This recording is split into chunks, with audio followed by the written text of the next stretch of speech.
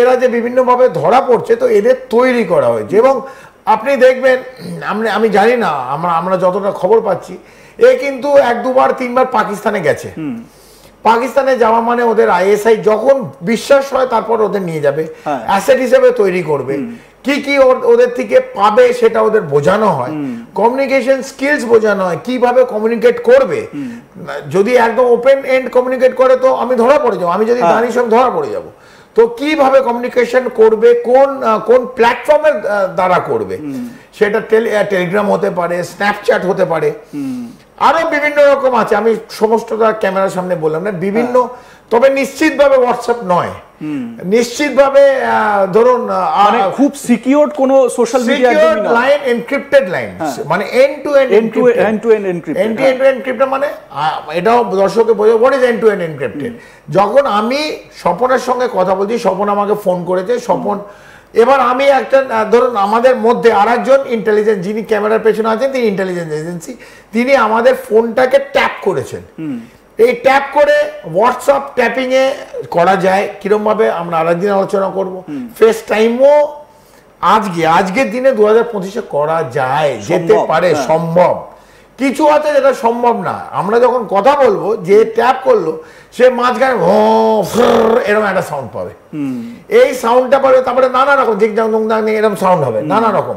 তো এইটাকে ডিসাইফার করতে পারবে না, এটাকে এনক্রিপ্ট বলে। আমি কি বলছি, আমি যেমন এই কথাটা বলছি, আপনি শুনতে পাবেন, কিন্তু মাঝখানে যে ট্যাপ করার চেষ্টা করবে, এন্ড টু এন্ড এনক্রিপ্টেড শুনতে পারবে না। তো এই সমস্ত জিনিস জ্যোতির মতন মেয়েদের, অথবা প্রিয়াঙ্কার মতন মেয়েদের, অথবা আরো 4-5 জনকে যাতে অ্যারেস্ট করলো, তাদের এটাকে শেখানো হয়।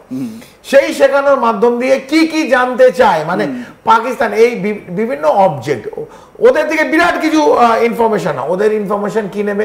সামরিক বাহিনী ধরুন একটা ইউনিট, ফর এক্সাম্পল ধরে নিন 15 জাট, 15 জাট বলে কোনো ইউনিট নেই, আমি একটা জাস্ট এক্সাম্পল, 15 জাট ব্যাংডবি থেকে, ব্যাংডবি হচ্ছে আমাদের। আচ্ছা, আমার এখানে একটা স্পেসিফিক প্রশ্ন, এই যে আমরাও মানে স্পেসিফিক ভাবে বলছি না, এই যে 15 জাটের কথা আপনি বলছেন, এই যে রেজিমেন্ট, এই রেজিমেন্টকে একজন সাধারণ মানুষ, আমাদের মতন সিভিলিয়ান যারা, তাদের পক্ষে তো জানা সম্ভব নয় যে ইনি 15 জাটের একজন জওয়ান।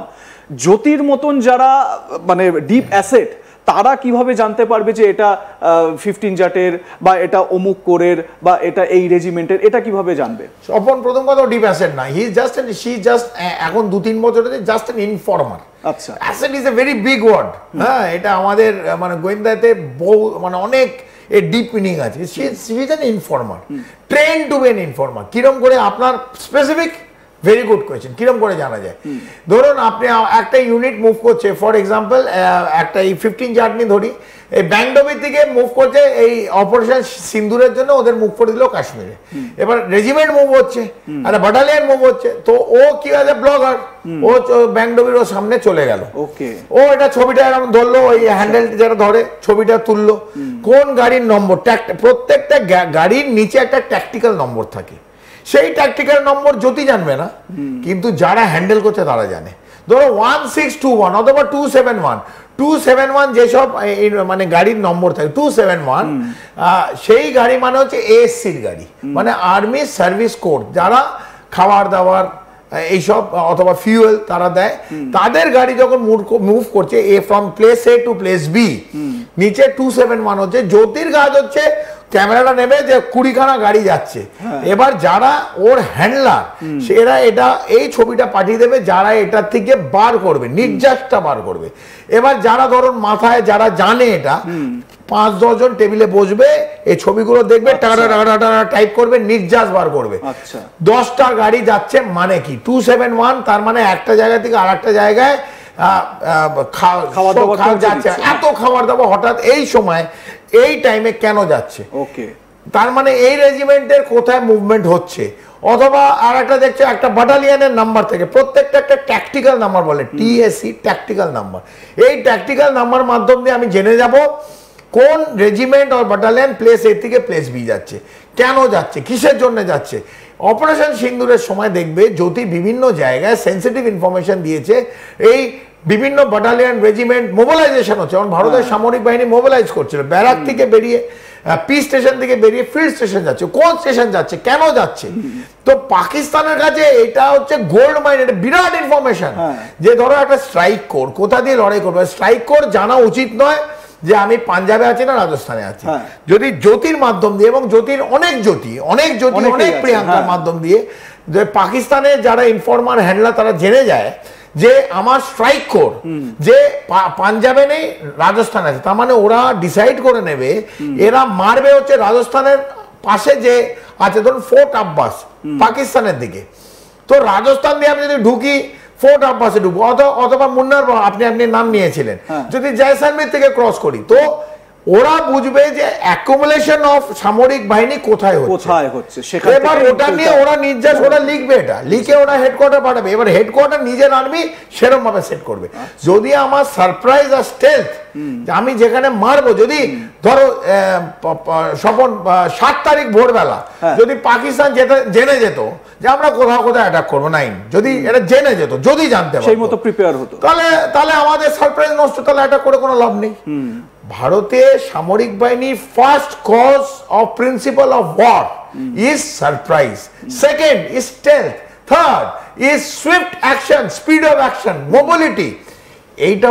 এইটা যদি বেরিয়ে যায়, এটা যদি তুমি জানিয়ে দাও ক্যামেরার মাধ্যম দিয়ে, যদি এটা ক্যামেরার মাধ্যম দিয়ে সবাইকে জানিয়ে দেয়, তাহলে তো তাহলে লড়াই আমি আগেই হেরে বসে আছি একদমই। তো আমার দেশের শত্রু এরা যারা, যে আমার মুভমেন্ট আমার প্লেটে খাচ্ছে, আমারই বড় হচ্ছে, তারা খবর দিচ্ছে আমার শত্রু দেশকে, আমার অ্যাডভার্সারিকে, সে চায়না হতে পারে, পাকিস্তান হতে পারে, তুরস্ক হতে পারে, যেই হোক, যে হ্যান্ডেল করছে তাকে এই ক্ষেত্রে পাকিস্তানকে দিচ্ছে, আইএসআই কে দিচ্ছে, এবং যাকে দিচ্ছে দানিশ, তাকে 13ই মে ধরেছে দিল্লি, এবং পার্সোনাল নন গ্রাটা করে তাকে ভারতের থেকে মানে বার করে দেওয়া হয়েছে। তাকে ওকে তো আমরা অ্যারেস্ট করে, কারণ ওর ডিপ্লোম্যাটিক সিকিউরিটি আছে, ওকে আমরা নিতে পারি না। বাট এই যারা লোক যারা ভারতের থেকে আমাদের মারছে, এরা ভয়ঙ্কর। বেশ, আমি এবারে একটু আস্তে আস্তে আরো বেশ কয়েকটা বিষয়, মানে এই যে জ্যোতির 1 বছরের যে প্ল্যান, সেই প্ল্যানটা সম্পর্কে আসবো। কারণ জ্যোতি মালহোত্রা নিজের ব্লগে যে ভিডিওগুলো করেছে,